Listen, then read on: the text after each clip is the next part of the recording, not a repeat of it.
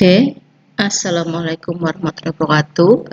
Kali ini saya akan menjelaskan tentang kerugian piutang, di mana pada pembahasan sebelumnya kita sudah bahas tentang piutang, di mana piutang adalah merupakan klaim ataupun tagihan perusahaan kepada pihak lain karena adanya transaksi, apakah itu transaksi penjualan secara kredit ataukah perusahaan memberikan pinjaman kepada pihak lain.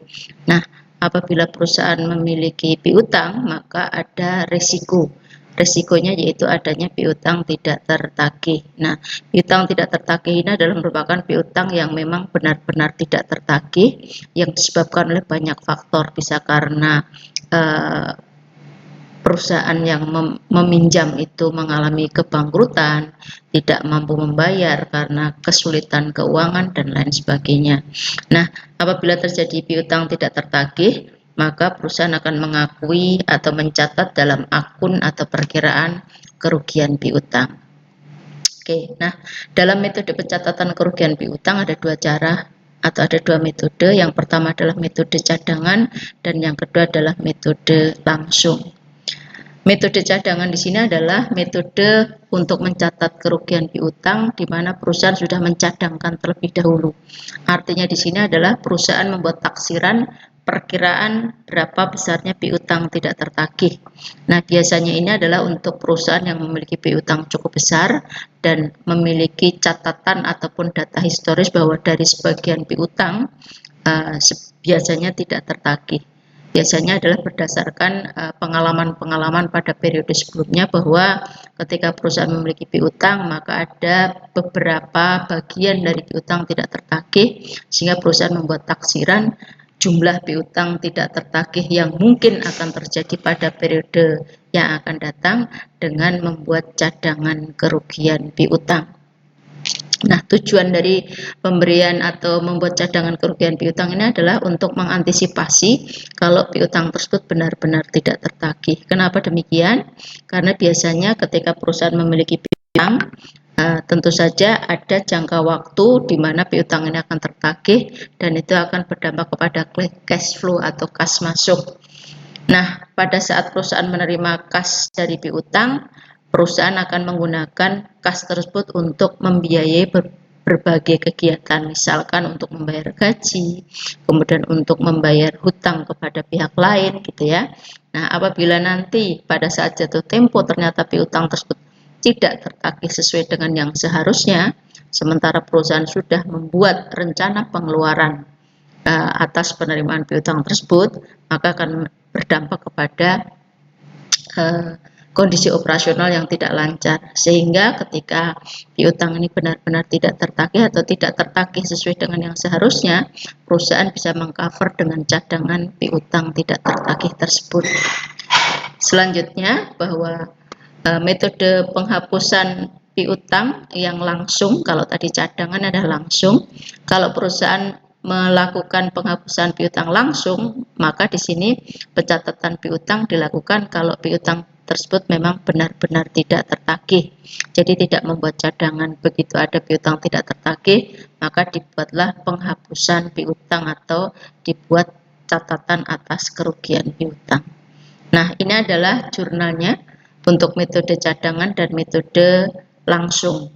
Nah, kalau metode cadangan, maka perusahaan membuat taksiran kerugian piutang, di mana pada taksiran kerugian piutang, perusahaan akan mencatat debit kerugian piutang, kreditnya adalah cadangan kerugian piutang. Besarnya tergantung dari berapa estimasi dari piutang tidak tertagih yang diperkirakan tidak tertagih pada periode yang akan datang atau yang benar-benar tidak tertagih. Sedangkan kalau metode langsung tidak membuat jurnal karena memang tidak dicadangkan. Kemudian apabila ada piutang yang tidak tertagih, maka jurnal yang dibuat adalah dengan mendebit cadangan kerugian piutang dan kreditnya adalah piutang dagang untuk yang metode cadangan, sehingga di sini kalau ada piutang tidak tertagih, cadangan kerugian piutangnya dikeluarkan untuk mengcover piutang yang tidak tertagih. Kreditnya adalah piutang dagang. Kemudian apabila di metode langsung, maka di sini dicatat sebagai kerugian piutang, debit kreditnya adalah piutang dagang.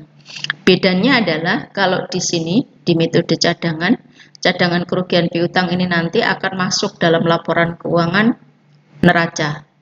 Sedangkan untuk penghapusan yang langsung, kerugian piutang akan masuk pada laporan laba rugi yang nanti akan mengurangi pendapatan. Ya, itu adalah efek ataupun dampak dari metode cadangan dan metode langsung terhadap laporan keuangan. Kemudian, jika kemudian piutang yang sudah dicatat sebagai piutang tidak tertagih, ternyata pihak peminjam membayar piutang tersebut, maka dilakukan pencatatan yaitu penerimaan kembali piutang yang sudah dihapus. Di sini debitnya adalah piutang dagang, kreditnya adalah cadangan kerugian piutang. Sehingga tadi cadangan kerugian piutang yang sudah dikeluarkan dikembalikan lagi ke cadangan. Karena piutang yang diperkirakan atau sudah dinyatakan tidak tertagih ternyata dibayar kembali. Kemudian untuk metode langsung, maka di sini ada piutang dagang dan kerugian piutang. Jadi tadi yang diakui sebagai kerugian ternyata dibayar, maka nggak jadi terjadi kerugian, sehingga piutangnya diterima sesuai dengan jumlah yang sebenarnya. Kemudian ini adalah pencatatan untuk penerimaan kembali piutang yang dinyatakan sudah tidak tertagih tetapi dibayar oleh pihak peminjam, yaitu kas dan piutang dagang. Untuk metode cadangan, metode langsung sama, yaitu kas dan piutang dagang. Artinya adalah penerimaan piutang dagang ini akan mengurangi piutang dagang dan kemudian akan menambah kas. Kasnya bertambah yang bersumber dari piutang. Nah, adalah contohnya. Inilah perusahaan di mana perusahaan ini melakukan penjualan secara kredit, nilainya adalah 50 juta. Hingga akhir tahun 2021 terdapat piutang sebesar 5 juta yang belum dapat ditagih. Nah, dari 5 juta itu ternyata yang 1 juta benar-benar tidak tertagih. Nah, berdasarkan dari yang 5 juta itu perusahaan memperkirakan piutang tersebut sebesar 1 juta tidak akan ditagih atau tidak dapat tertagih. Nah, berdasarkan kebijakan perusahaan, maka menyatakan sisa piutang sebesar 500.000 dihapus dari pembukuan. Jadi yang diperkirakan 1 juta tidak dapat tertagih, maka yang 500.000 itu dihapuskan karena itu adalah merupakan piutang yang benar-benar tidak bisa tertagih. Nah, sesuai dengan ketentuannya, kalau menggunakan metode cadangan, maka tadi perkiraannya yang tidak tertagih adalah 1 juta, maka dicatat kerugian piutang di sisi debit dan kreditnya adalah cadangan kerugian piutang. Sedangkan di metode langsung tidak membuat perkiraan cadangan atau tidak membuat jurnal untuk cadangan. Kemudian untuk penghapusan piutang, maka untuk metode cadangan di sini adalah cadangan kerugian piutang, debit kreditnya adalah piutang dagang. Yang dicatat adalah piutang yang benar-benar tidak tertagih. Sedangkan untuk metode langsung, debitnya adalah kerugian piutang, kreditnya adalah piutang dagang. Yang dicatat adalah yang benar-benar tidak tertagih. Jadi di sini itu cadangannya yang tadi 1 juta, yang benar-benar tidak tertagih hanya 500, sehingga cadangannya dikeluarkan 500, sisanya masih 500 sebagai saldo. Kemudian ternyata piutang tersebut dibayar kembali. Maka di sini dilakukan penerimaan atas piutang. Jurnal yang pertama adalah piutang dagang. Cadangannya dikembalikan lagi 500.000, jadi kembali lagi 1 juta. Kemudian metode yang langsung itu adalah piutang dagang debit. Kemudian karena tidak jadi rugi akibat adanya piutang tidak tertagih, maka di sini kreditnya adalah kerugian piutang. Sedangkan untuk penerimaan piutang sama di sini kas dan piutang dagang sesuai dengan jumlah penerimaan dari piutang tersebut. Oke. Nah, selanjutnya penghapusan piutang akan mengurangi rekening piutang dagang melalui rekening cadangan kerugian piutang. Nilai tunai yang dapat direalisasi dari piutang tidak akan berubah. Jadi nilai tunainya tidak berubah. Jadi kalau dibuat dalam neraca saldo, maka buku besar ya itu nanti seperti ini. Piutang dagang saldonya adalah 500.000 ya, kemudian dibayar 50.000, kemudian di sini cadangan kerugian piutang 50.000, jadi saldonya menjadi 100.000. Contohnya begitu. Ini di buku besarnya. Sebelum ada penghapusan, maka ini ada piutang dagangnya 500.000, cadangan kerugian piutangnya adalah 100.000, sehingga nilai tunai piutangnya adalah 400.000. Ya, karena tadi nilai piutangnya 500, kemudian dicadangkannya adalah 100.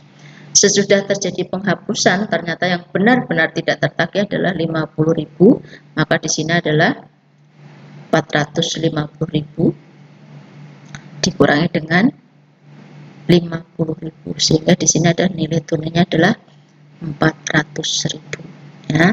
Jadi itu adalah kalau kita mau melihat bagaimana nilai tunai yang dapat direalisasikan dari piutang yang tadi adanya cadangan kerugian piutang ya. Oke. Selanjutnya ini adalah metode penaksiran piutang tidak tertagih. Tadi dikatakan bahwa untuk menentukan cadangan piutang tidak tertagih ada caranya, yaitu dengan cara memprediksi. Nah, memprediksi ini bisa didasarkan dari persentase dari penjualan, yang kedua adalah persentase saldo piutang, dan yang ketiga adalah analisis umur piutang. Ini adalah presentasi penjualan. Jadi perusahaan menetapkan berapa persentase dari penjualan kredit untuk menaksir kerugian piutang akibat piutang yang tidak tertagih. Jadi dasar yang digunakan adalah dari persentase penjualan kredit. Kemudian bisa juga didasarkan pada kebijakan kredit perusahaan dan pengalaman pada waktu yang lalu. Jadi ini didasarkan pada sebelumnya atau periode sebelumnya berapa besarnya piutang tidak tertagih dari total penjualan kreditnya.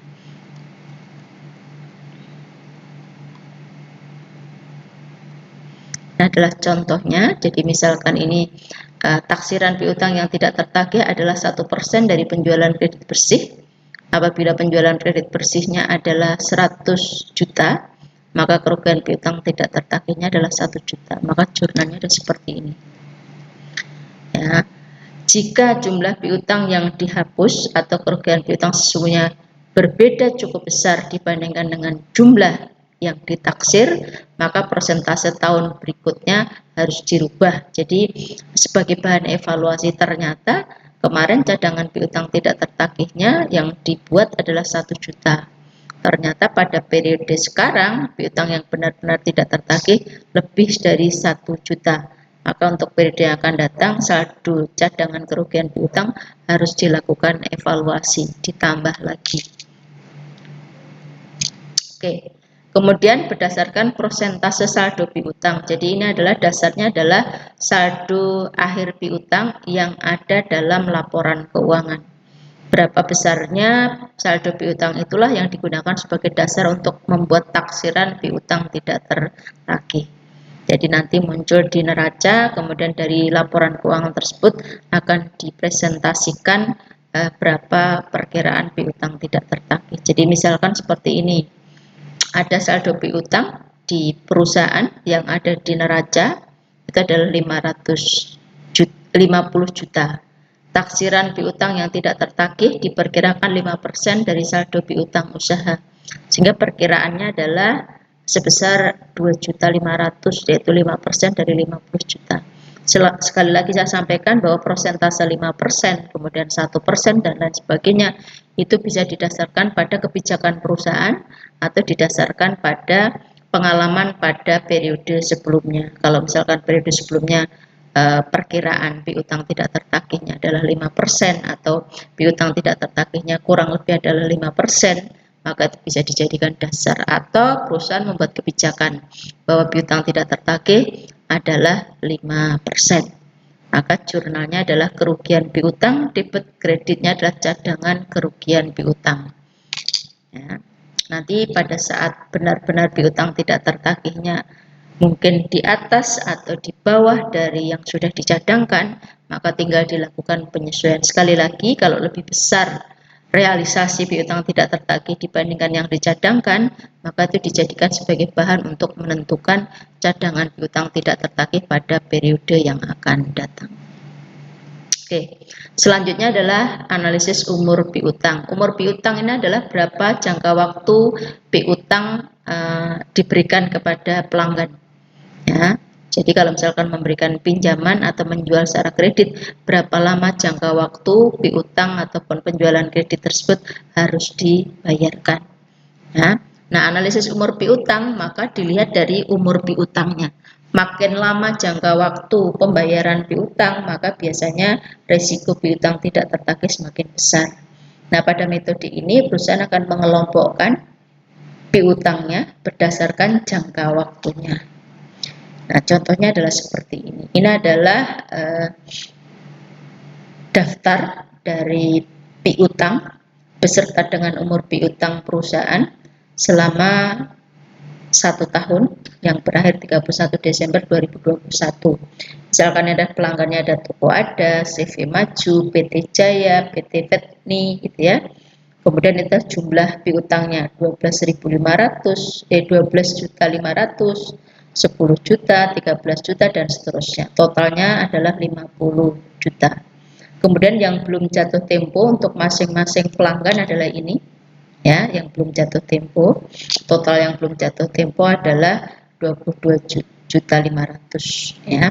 Diperkirakan yang belum jatuh tempo ini piutang tidak tertagihnya ditaksir adalah 1%. 1% dari jumlah ini. Kemudian untuk yang jangka waktunya sampai 1 sampai 30 hari adalah CV Maju sebesar 2 juta ya.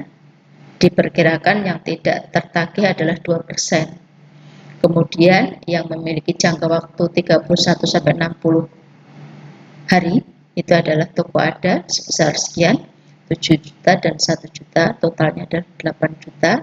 Diperkirakan yang jangka waktu piutangnya adalah 31 sampai 60 hari adalah 4%, sehingga ini adalah besarnya piutang yang diperkirakan tidak tertagih. Untuk yang jangka waktu 61 hari sampai 90 hari itu ada di Toko Ada 3 juta. Kemudian ini adalah Vetni adalah 4.500.000. Jadi diperkirakan 7.500.000 itu adalah jumlah yang jatuh tempo antara 61 sampai 90 hari. Ini adalah piutang yang kemungkinan tidak tertagih yang diperkirakan. Kemudian yang lebih dari 90 hari jatuh temponya atau pembayarannya atau jangka waktunya, maka ini adalah Toko Vetni, di mana diperkirakan piutang tidak tertagihnya adalah 10%. Jadi kalau dilihat di sini makin panjang jangka waktu pembayaran piutang, maka resiko tidak tertagihnya piutang semakin tinggi prosentasenya. Ya, nah, sehingga setelah dihitung ini adalah jumlah yang kemungkinan tidak tertagih ini, maka hasilnya adalah 1.960.000. Jadi itu ada taksiran piutang tidak tertagih dari seluruh piutang yang diberikan perusahaan kepada konsumennya adalah sebesar 1.960.000. Sehingga dasar inilah dibuat kerugian piutang, cadangan kerugian piutang 1.960.000. Ya, tinggal nanti dari yang dicadangkan ini berapa yang benar-benar tidak tertagih. Nah, jika rekening cadangan kerugian piutang sebelum penyesuaian bersaldo kredit 960.000, maka kerugian piutang sebesar 1 juta. Jadi kalau misalkan saldo kerugian piutangnya 960.000, maka kerugian piutang selisihnya ini 1.960.000 dikurangi dengan, artinya pada periode yang lalu sudah memiliki cadangannya 960.000, sehingga cadangan yang dikeluarkan sekarang adalah 1 juta ya, untuk menutup ini. Karena tadi 1.960.000, ternyata pada periode yang lalu masih ada cadangan yang belum digunakan sebesar 960, sehingga dibuatlah cadangan tambahan yaitu 1 juta. Oke. Pengalihan piutang dagang. Perusahaan dapat mengalihkan piutang usaha yang dimiliki pada pihak lain. Jadi misalkan perusahaan ini ingin mengalihkan piutang kepada pihak lain, diperbolehkan. Tujuannya adalah kalau misalkan jangka waktu piutang cukup lama tetapi perusahaan membutuhkan dana dengan cepat, maka perusahaan bisa menjual piutang tersebut kepada pihak lain. Nah, tentu saja pada saat penjualan perusahaan mungkin akan menerima jumlah yang lebih kecil dari yang seharusnya. Misalkan jatuh temponya masih 2 bulan yang akan datang, tapi saat ini perusahaan butuh dana. Misalkan seharusnya 2 bulan yang akan datang perusahaan ini terima uang 100 juta. Tapi karena butuh dana cepat, maka mungkin saat ini yang diterima bukan 100 juta, lebih kecil dari 100 juta. Ya. Nah, ini adalah kenapa perusahaan mengalihkan piutangnya tadi, karena perusahaan membutuhkan dana cepat yang harus segera dicairkan untuk memenuhi berbagai kebutuhan atau membayar keperluan, sehingga perusahaan akan menjual surat utangnya kepada pihak lain untuk mendapatkan dana. Nah, jenis pengalihan piutang adalah penjualan piutang, penggadaian atau penjaminan piutang, penjualan dengan kartu kredit adalah jenisnya. Nah, ini adalah penjualan piutang. Jadi ini adalah surat utang bisa dijual kepada bank atau lembaga keuangan lainnya. Misalkan ada obligasi, itu kan surat utang ya, itu bisa dijual kepada pihak lain karena ingin mendapatkan dana ya. Sehingga ini nanti risiko kalau terjadi piutang tidak tertagih itu adalah akan ditanggung oleh pihak pembelinya. Karena begitu sudah dijual, maka pihak penjual piutang ini sudah tidak ada sangkut pautnya dengan tertagih dan tidak tertagihnya piutang ya. Contohnya adalah ini.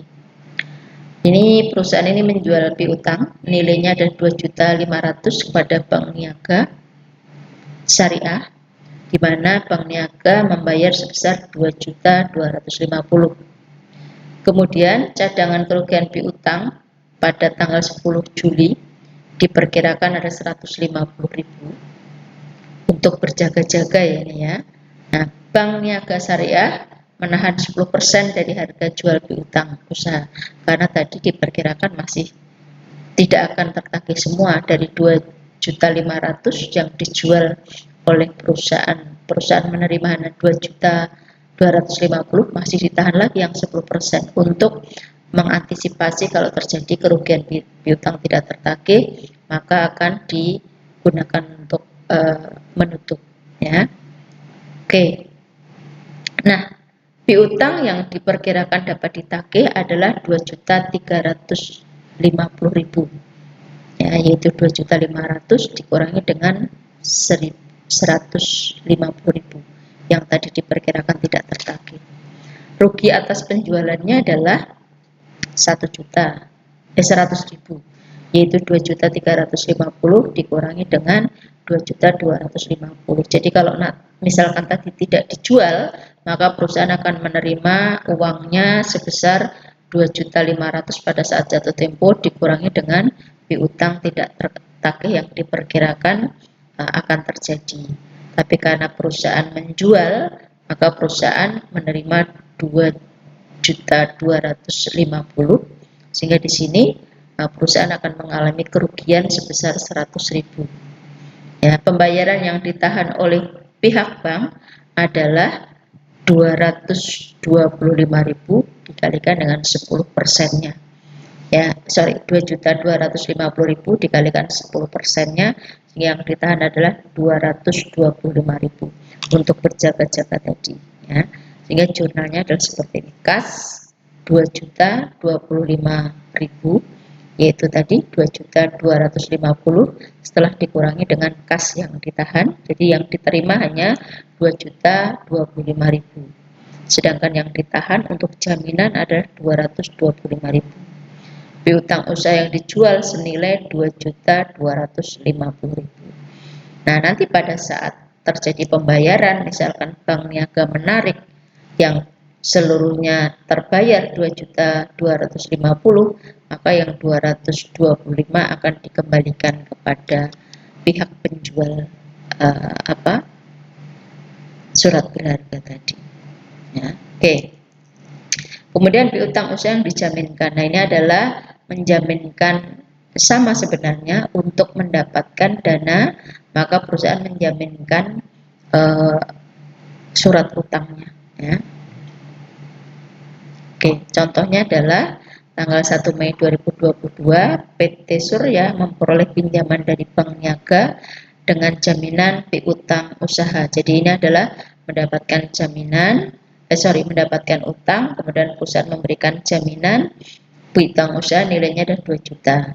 Pinjaman yang diterima 9% dari piutang yang dijaminkan.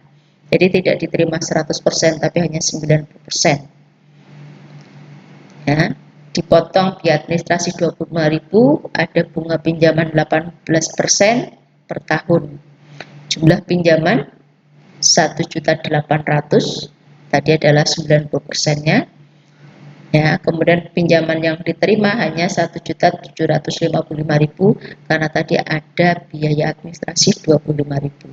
Sehingga jurnalnya adalah kas yang diterima 1.775.000, kemudian biaya administrasi bank 25.000 dan utang banknya 1.800.000. Selanjutnya, mencatat piutang usaha dijaminkan ke banknya adalah seperti ini. Piutang usaha yang dijaminkan 2 juta, debit, kemudian kreditnya adalah piutang usaha. Jadi ada dua jurnal, ini ada jurnal yang mencatat kas yang diterima dan juga biaya administrasinya, kemudian ini ada mencatat piutang usaha yang dijaminkan. Ya. Pada saat menerima pembayaran piutang usaha yang dijaminkan tersebut, jurnal yang dibuat adalah jurnal untuk mencatat penerimaan piutang yang dijaminkan dan jurnal untuk mencatat pembayaran pinjaman. Jadi kalau misalkan sudah jatuh tempo pada saat piutang itu dijaminkan jangka waktunya sudah selesai, maka dilakukan pencatatan kembali yang dalam hal ini adalah mencatat atas penerimaan piutang yang dijaminkan dan juga mencatat pembayaran pinjaman. Contoh, tanggal 31 Mei menerima pembayaran piutang yang dijaminkan tadi sebesar 1.500.000, kemudian bunga bulan Mei adalah 30.000 karena tadi ada 18% dikalikan 200.000 karena 1/12 itu sehingga jumlah uang yang dibayarkan ke bank adalah 1.530.000. Ya. Nah, jurnalnya adalah seperti ini. Menerima piutangnya adalah kas 1.500.000, piutang usaha yang dijaminkan 1.500.000, kemudian pembayaran pinjaman utang bank 1.500.000 karena dibayar, kemudian biaya bunganya 30.000, kemudian kas yang dibayarkan adalah 1.530.000. Oke. Kemudian penjualan dengan kartu kredit. Di sini ada 3 pihak yang terlibat, yaitu yang menerbitkan kartu kredit, kemudian pihak pembeli dan pihak penjualnya. Ya. Jadi di sini penjualan dengan kartu kredit diperlakukan sebagai penjualan secara kredit atau pembayaran dengan jangka waktu. Sebenarnya piutang yang timbul itu bukan kepada pembeli, tetapi kepada penerbit kartu kredit, biasanya adalah melalui bank atau pihak ketiga. Contohnya, Butik Sahmina menerima pembayaran dengan kartu kredit sebesar 1 juta atas baju kebaya dan jilbab yang dibeli oleh seorang pembeli yang menggunakan American Express. Biaya jasa diberikan kepada penerbit kartu kredit adalah 5%. Jadi biasanya kalau transaksi menggunakan kartu kredit ada biayanya. Dari jumlah transaksi 5% dari jumlah transaksinya ada 1 juta. Sehingga jumlah yang dibayarkan oleh American Express adalah sebesar 950.000, yaitu 5% tadi. 5%-nya setelah dikurangi. Jurnal untuk mencatat transaksi adalah piutang dagang 1 juta, penjualan 1 juta. Mencatat penerimaan pembayaran dari penerbit kartu kredit adalah kasnya 950.000, kemudian biaya jasa kartu kredit adalah 50.000, kreditnya adalah piutang dagang 1 juta. Oke, baik, itu adalah merupakan pencatatan piutang tidak tertagih, umur piutang, dan juga yang terakhir adalah jenis pengalihan piutang. Semoga dapat memberikan penjelasan. Terima kasih. Assalamualaikum warahmatullahi wabarakatuh.